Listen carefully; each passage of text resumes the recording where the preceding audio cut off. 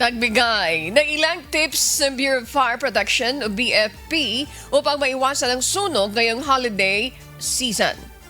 Una dito ay ugaling tanggalin ang appliances sa mga saksakan na hindi na ginagamit gaya ng plancha, rice cooker, electric fan at charger. Siguraduhin patayin ang ilaw, kalan, LPG, kandila kung matutulog na o aalis ng bahay.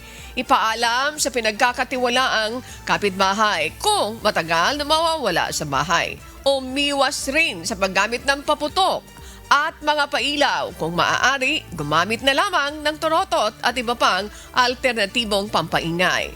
Huwag magpapaputok malapit sa mga gusali at bahay.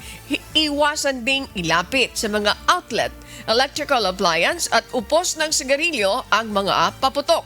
At huwag na rin gumamit ng sky lanterns dahil di naman ito akma, lalo na sa matataong mga lugar.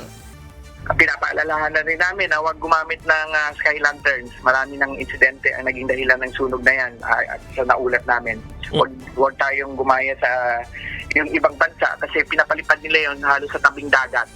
No, tulad nung napapanood natin na maraming sky lanterns ang umaangat, no?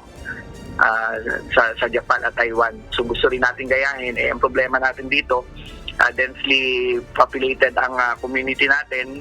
Konting ihip lang ng hangin at natumba or napadpad doon sa mga maraming kabahayan, yan, pwedeng maging cause ng sunog at pwedeng mag-escalate into conflagration lalo na sa maraming kabahayan.